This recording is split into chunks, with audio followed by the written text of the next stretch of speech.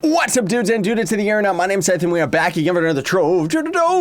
But this time, we're playing it on the console. How y'all doing today, folks? Hope you're doing fantastically wonderful. Excuse me if I prattle on or kind of go in circles and stuff like that. I'm actually very under the weather right now. Just took some medicine, so hopefully I'm going to be well enough to get through today's recording session. Now, this is probably going to end up being a longer episode than some of the future episodes in the series because I'm also going to take this first episode of Console Trove as an opportunity to kind of explain things for beginners, you know, kind of explain the new gameplay mechanics and how this game actually works from front to back. Because if you're a console player and you're just tuning in, I've actually been playing Trove on PC for a couple years now, so I have a pretty good idea of the ins and outs of all the game and stuff like that. Right now, before we get started with all this, I do want to say, hit that like button for me. Would very much appreciate it. Help me out very much. I'm seeing a couple of people already saying, looking for group. My username on this Trove is actually Scythe Plays YT because I couldn't get the same one as before. But anyways, these are the starting characters. Oddly enough, on the console version, it's different than the PC because on the console version, we get to choose between every class in the game. While the PC version, you can only choose between a couple of the starter classes, and then there's experienced classes or something, right? And I'm assuming that that might end up coming to the console version later down the line. But as for the, you know, as we're playing right now, I just wanted to show you all these characters are here. However, the Dino Tamer class is actually not in game, which is very strange because he's actually already been out for a couple months now. So there's quite a few different things about the game that are very out of date on the console version. Now, like I said, I don't know whether or not it means that PC is just months ahead of what's going to happen with console eventually, or is console going to be developed in a different direction than the PC? I don't know. But I ended up talking with a couple of you fine, beautiful people, a couple of the fans of the PC version, and yeah, needless to say, we're going to take the Candy Barbarian as our main character here. I wanted to go with the Dino Tamer, but he's not around, and honestly speaking, I think he's going to be a really good time. Okay, there are objectives in the upper right corner. Use both joysticks, etc. Ooh, ew. Use both the joysticks to run around and stuff. Okay, so it seems like I was wondering whether or not they would actually add some type of proximity. Seems that they did. We actually can make our character walk very slowly or walk a little bit faster. Of course, movement speed is gonna end up changing based on some of the gear that we get at the later part of the game. This is the barbershop as well. Now, unfortunately for Trove, the way that the barbershop ends up working is you can end up changing between, like, you know, a guy, a girl, undead, robot, and stuff like that. But it doesn't let you see all of them available, which is disappointing because there's like 5 zillion different hairstyles. So I'm just gonna go through a couple of these right now just to give you an idea. And then otherwise you can try it for yourself. You know, this game's all free to play and everything like that, but I'm gonna look for my favorite haircut. There we go, and I would say that red hair is definitely gonna suit our character, not to mention, you know. Make sure that you click accept rather than walking away in the middle of it. Ooh, this is cool. Can we do, oh, that's our spin attack, not our leap attack. Okay.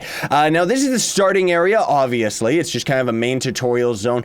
Fun fact to anybody just tuning in, there actually used to be a lot more to this tutorial area where you would end up climbing all the way up to the top of that tower, and then for some strange reason they ended up dumbing that down to just go inside here, fight this enemy, and just get out of here. Whoa, why are you 10 times stronger than you should be? There we go. So as we're completing these objectives, we are of course getting flux. This is going to be the loot that we're just picking up off the ground. I don't know why it did we actually just pick up 2 of them? I don't know. How do we actually access our inventory though? Because it doesn't seem to want to tell us that one. All right, maybe there's a hotkey for it. Otherwise, I'm just going to access it from this little hotkey menu right here. But anyways, we can equip this piece of equipment and this one right here. Normally, you could, of course, just put your main character on the left side so that you could actually see toggle adventuring and build mode, stuff like that, and then you could just move items from one slot to another. Okay, maybe not, I don't know. But anyway, all the gear, this is something that's really cool. Almost all of the gear, like 90% of the content, is actually user generated. So these chickens on a stick and this little pot on your head from Zelda, or at least that's what it looks like, those were actually designed by other players, which is one of the coolest aspects of Trove that originally made me so pumped about this game, right? So now let's hop over to the hub. Of course, just leveling and standard and stuff like that. We'll deal with most of those menus and everything once we actually get to them. But this is the hub area. This is pretty much where you're gonna be spending all of your time. What a great tutorial, guys. It doesn't even tell us what to do. Hello, random people. How do I wave? I don't know. Let's see if I can figure it out. Nope, I suck at this game. I can't figure out how to wave. Maybe there's a secret button to it, but hello, random people. It is I. Oh my goodness gracious. I can't even believe that we're in the hub right now on the console version, and we're actually dealing, like when we see all those people, we're actually dealing with frame rate issues, which is surprising because we're already running this game at 30 frames. So anyways, they want us to go into the novice world. Oh no, great hub, guys. They really shouldn't have chose this one. Normally the hub actually rotates from like summer, winter, autumn, and stuff like that, but they actually do a pretty bad job of keeping those up to date. This, as far as I know, is the summer hub, which is kind of like an ocean generated, and those are cornerstones, but we'll deal with those in a little bit later. So these are going to be adventure portals. As you end up getting more and more powerful, either by leveling up your character or just by getting gear, you're gonna gain access to those worlds. Honestly, I would recommend that you wait until you are the suggested level, or at least 1 or 2 levels under, to actually get the most optimal experience. Now, this is going to be the rally blade. Just press X on it so that we could end up, or I guess that would be square on PS4, and it'll teleport us to other players.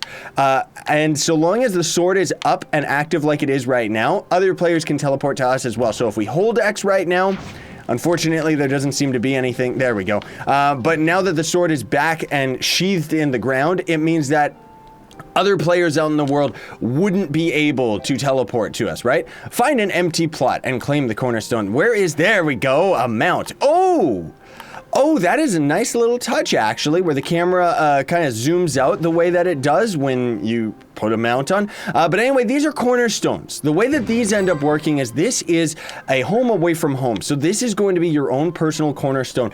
You are going to be able to reconstruct this entire area from top to bottom. Once you actually get over here, it's outside of the cornerstone's boundaries, but this entire area, while you construct it yourself and completely customize it, you're going to be able to take that home with you by moving over, and let's say we activate this cornerstone instead. Now our main one is gone and we've claimed this area instead, right? So very, very cool mechanic. I loved that when I first played this game a million years ago because it adds a nice little bit of personality, you know, where you can end up building some really crazy stuff. And this is a rejuvenation station. So the way that Trove ends up working is you see the flasks on our hotbar down at the bottom. When we end up using them, we can just use a rejuvenation station to refill your flask. You don't need to worry that much about like running out of health potions and stuff like that. So that's another reason why it's very, very profitable or beneficial, I should say, to put down cornerstones like while you're by dungeons and stuff like that, just to, you know, get your potions up. So they want us to go into our build mode right now. While we're in build mode, of course, this is where we end up changing things. So we can use our laser to remove blocks, and then we can end up choosing just based on either left and right bumper or just B and X for the hotkeys right there. But if we end up pressing right trigger, then we're just going to place them. Another thing too that you can do, I wonder if the game is actually going to explain that, but you can actually click and hold and you can drag out a wall. This is all you can do. You can't make it 3D. You can't actually make it go up or anything like that, unless of course you have it connecting to another block. But as you see right here, it's not letting us. It's signified by the red outline because we don't have that many bricks in our inventory, right? Okay, let's just try and do this. Man, console building is gonna suck. Switch back to adventure mode and find another empty plot and press X. Okay, so the game actually already does tell us that, so I'm honestly surprised. I'm just pushing in left joystick, by the way, to get our mount. This is just Slow Sebastian. He's the default mount that everyone gets. Man alive, this game is so dark. Is there any options? Can I turn that up? While you can, unfortunately, it doesn't doesn't seem like there's any option for contrasting, so I don't know. I'm just going to leave that at default and try to touch it up in editing as much as I can, because honestly speaking, I'm not sure whether or not my recording software is going to end up picking that up. But anyways, they want us to push in right joystick and take a peek at our map. Now, the way that the map ends up working, folks, is there's going to be two different types of dungeons, essentially, while all the dungeons are also going to be user created, right? So most of these were on the PC, created by modders and stuff like that, and then accepted into the full game, which is very, very cool, right? But you can see, as it's saying right there, there's red X's on those dungeons to the south of us, meaning that those have been completed. And then there's going to be the other types of dungeons. Right now, you can see that there are, those are just the 2-star dungeons or 1-star, whatever. And then there's going to end up being a 3-star dungeon signified by the icon you can see right on the map right there, the large dungeon, as they're calling it. And the amount, like, what you end up getting from those dungeons is just more loot for the most part, because otherwise you're just going to be completing, like, every single dungeon. And by the end of the game, you're going to have completed thousands of dungeons and be very, very efficient at it. I would definitely hope anyway. So let me see if, whoops, I really am struggling with the controls here. Let me see if I can get up here and get some help from Solid Snake. Seriously, I am so surprised that this game is having like such frame rate issues. Like, seriously, man, that's just sad. Like, granted, even on PC, everybody, this game really has, like, it's really badly optimized. It's very disappointing. Ooh, there we go. We ended up leveling up. So max level is 30, of course, and the way that you level up is just by killing enemies and stuff like that. But of course, most of all, you're gonna be getting your experience from completing the boss monster. Like right there, you saw how we ended up leveling up again, because you actually get the most experience for completing a dungeon rather than the enemies themselves. Now, granted, it can still be beneficial to clear up enemies. By the way, if you hold the pick up button, you can pick up all the items around you rather than just picking them up one at a time. And this is going to be the exit portal, which is always going to show up wherever the boss was.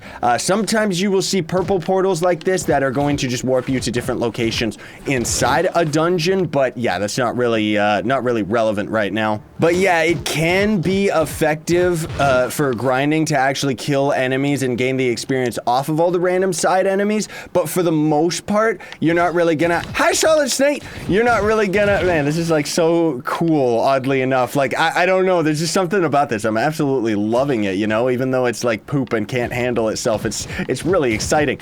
But either way, yeah, killing random enemies, you see we get 10 experience there, or we can end up just completing the dungeon and ignoring it, and then, well, there you go, right? We ended up just getting 40 experience from that. So, kind of up to you, you know, we could kill 4 enemies to get the same amount of experience as we get for completing a dungeon. So, you know, and that experience ends up going down a little bit as you end up getting to the later dungeons in the game. But for the most part, yeah, you're definitely gonna want to get as powerful as you can and try to kill as many enemies as you can. Don't go for enemies on the side, only if they're in a huge clutter of them, right? Now, they're trying to tell us the mining. Now, this is gonna be one of the most tedious aspects of this game. Just going in, I will say, at least for a starting player, because you're gonna need as many resources as possible. So this is shaped stone.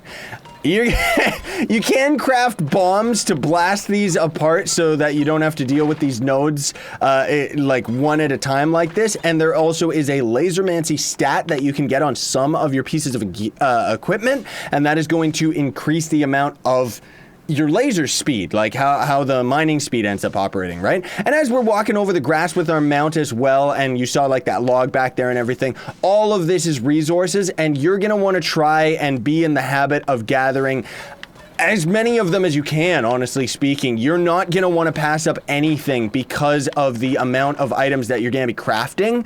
While right now, like I can't say exactly because, you know, we're playing on the console version, so things are very, very delayed.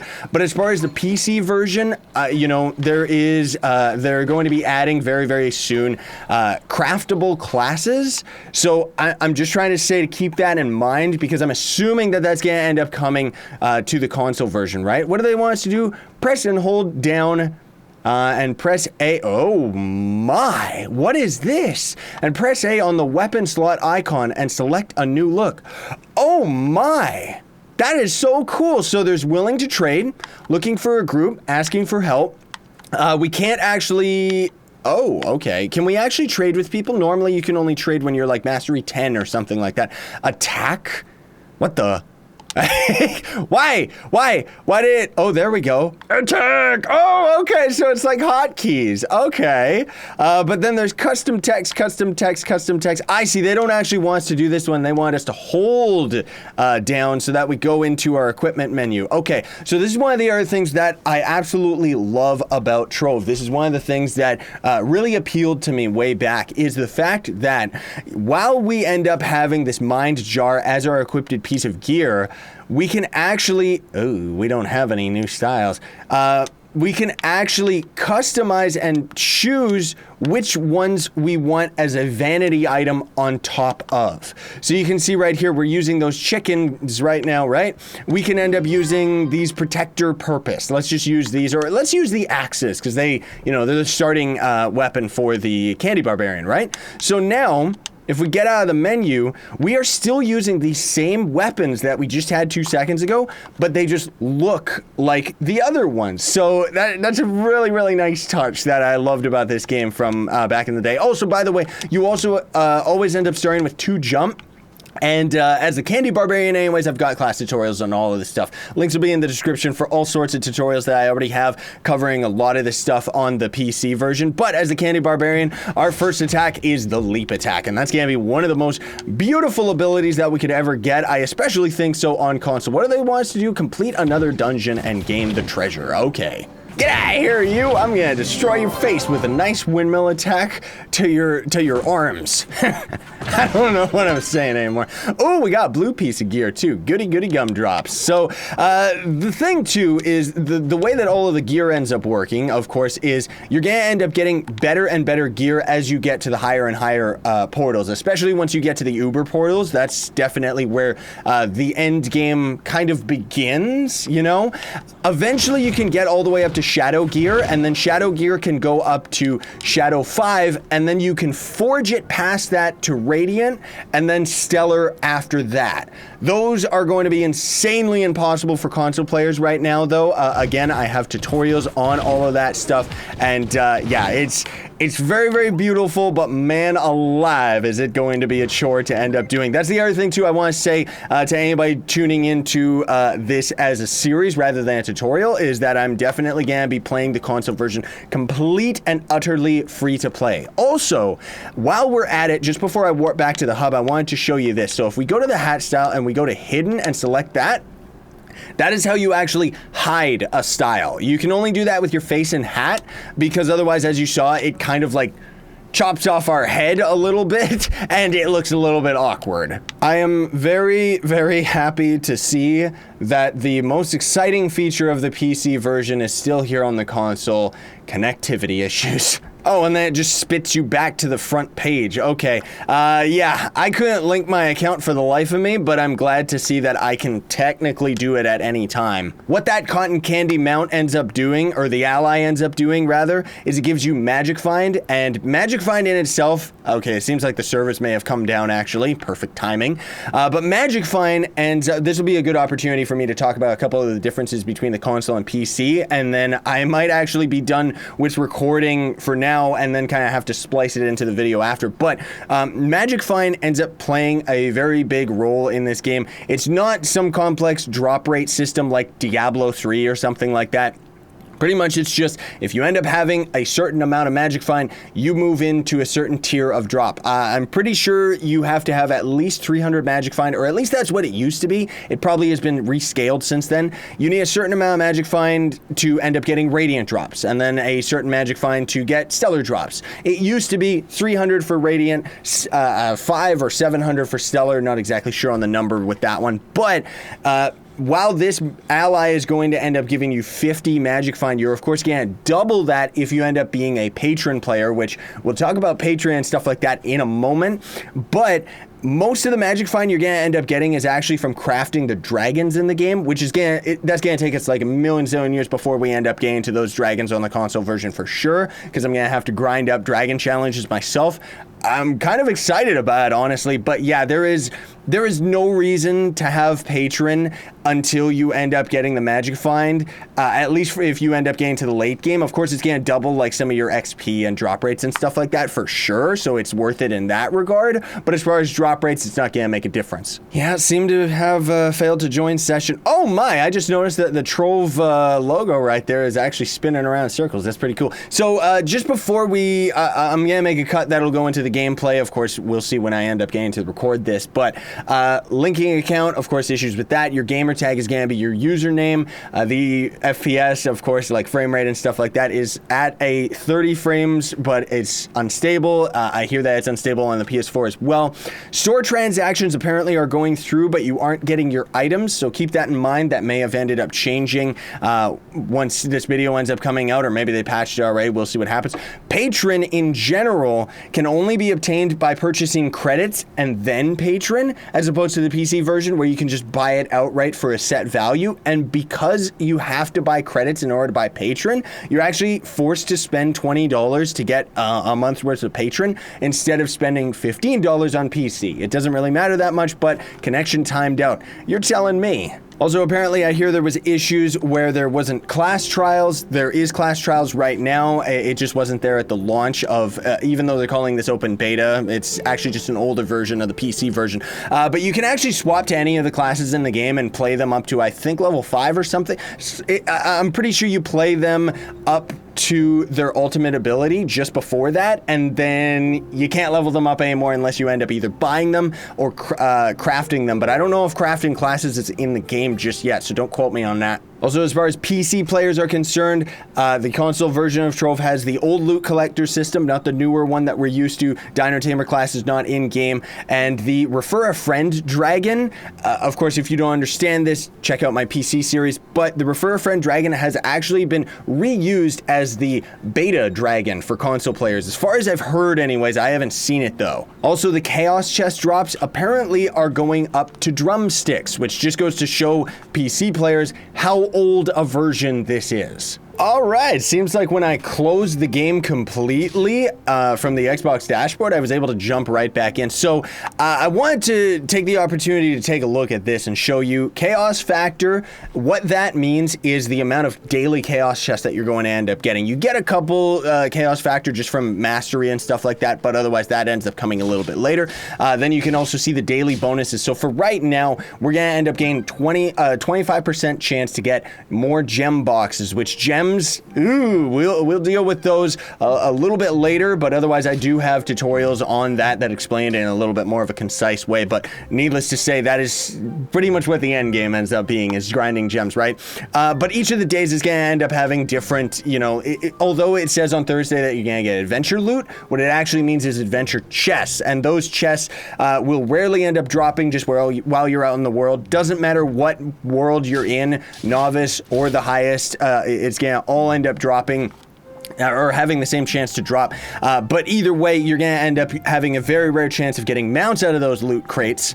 I'm just going to call them loot crates because I think that'll make more sense to most console players. Needless to say, loot crates and random number generation is the lifeblood of what Trove is. Black Light Neon Cycle apparently is in the chest right now. Maybe Drumsticks already got taken away, who is a Griffin mount, actually. And then the shards are actually from the Shadow Towers or Radiant Shards, which are from Skylands. Don't know if we'll have enough time to check those worlds out today, but Shadow Towers, I mean, you pretty much just go into a portal, and then you end up fighting waves and waves of enemies, getting up to the boss fight, and then once you defeat the boss, you have to use a key that you could then craft from completing dungeons in normal worlds, and it's not as crazy as it sounds, okay? It's just time consuming. But then if you're on Tuesday, you're gonna get more ore, and et cetera, and then you're gonna end up doubling all of that by having your Patron out, right? And we're not gonna deal with Patron, we're not gonna buy anything from the store, I'm not gonna deal with any of that stuff, but either way, that's entirely up to you. Now, the other thing too that's going on is you see the gift in the bottom left. So long as that icon is there, it means that you're gonna have something out of the claims menu. So for right here, reward for reaching a new mastery level, we ended up getting 500 cubits, which cubits are kind of used as a free-to-play store currency. So you can buy some stuff out of the store with cubits, not most stuff though. And I want to take a peek and see whether or not achievements. Oh, never mind. Oh, there's actually like achievements and pictures and stuff. This is actually pretty swag. But what I was trying to do was how do we get to the menu on the right? How do we get to these? Oh, there we go. Left and right bumper. So this is going to be the gem system, which we'll deal with that a little bit later. But essentially speaking, you're going to end up getting these gems that are just going to end up giving you more power to your character. But the gems themselves generate with random stats. So that's where the bulk of the end game is just grinding and grinding and grinding and hoping that you end up getting a gem that has the stats that you actually want on it, while also being high stat values of said stats. I have tutorials on all of that again. And then you can use some cash shop stuff to end up having a better chance to level up those gems. Otherwise, they can end up cracked, and then you have to spend your cubits on stuff like that.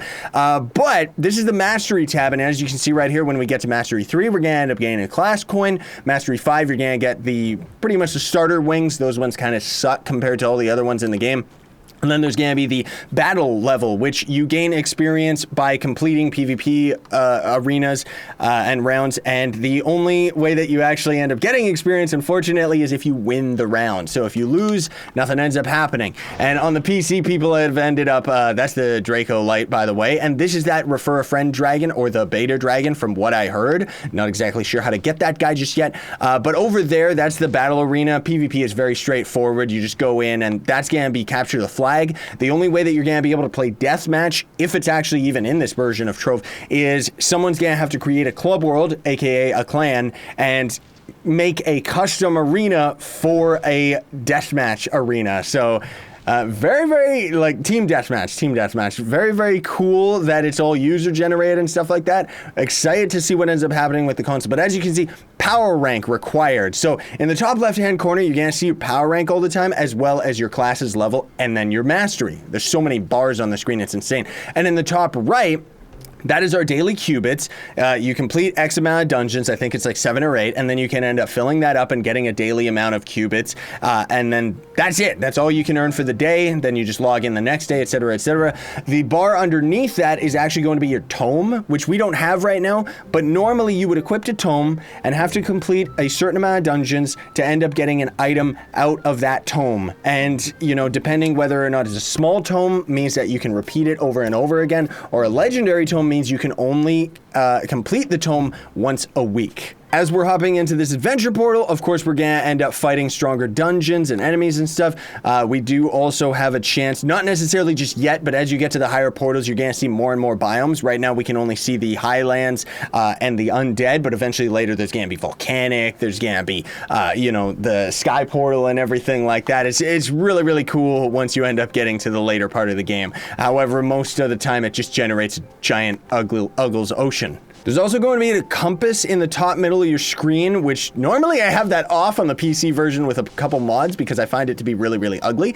And I find it to be useless for the most part, but it's pretty good for seeing where your next objective is. It pretty much operates the exact same as you would think, like with Skyrim or something like that, right? Where we can complete this dungeon, we can see there's another dungeon over there, and then you just go complete them over and over. Empty dungeons or dungeons that have been completed, you're not, of course, obviously not going to end up seeing on the compass. And one of the biggest aspects of this game that I'm sure most of you console players are already asking is, how does the loot end up working? How do the objectives end up working? So as we're in this dungeon, if there is a friend of ours that's just hanging around outside, they can technically leech. They will gain full experience. They will even get the dungeon completed as far as their stats are concerned and everything like that.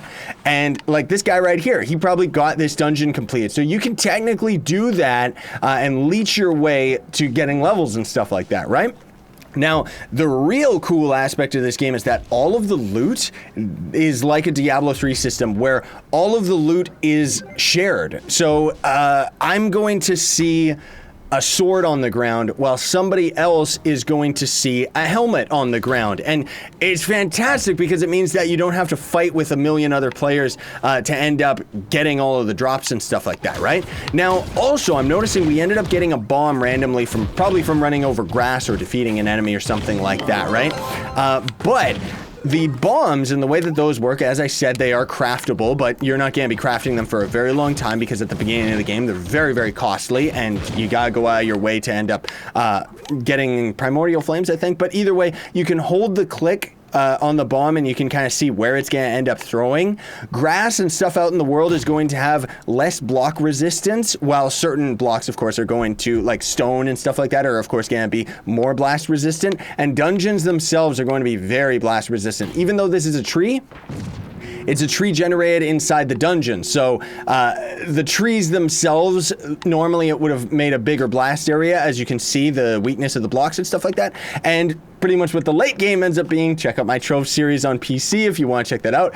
What it ends up pretty much being is you blast your way into dungeons and stuff like that, and then you just complete them as fast as possible. Now let's start doing it. Wants us to do our secondary ability, use your map and find more dungeons and complete the enemies within, yada yada yada. It wants to just do a couple quests here. The other thing too I do want to point out and say to keep in mind is, as far as I'm concerned, we'll have to see what ends up happening when we get to a crafting table, but eventually, like on the PC version of Trove right now, it actually costs like 50,000 or 60,000 flux to end up creating a clan, while I think since this version on the console is so old, it might actually still be the old system where it's very, very cheap to end up creating a clan for yourself and everything like that. So I'm really, really hoping that I can end up getting the same clan name as I do on PC, but we'll see what ends up happening. Also, randomly out in the world, you can end up seeing these mining pockets, and that's where you end up getting like lots of the ore and stuff like that. Of course, different biomes are going to have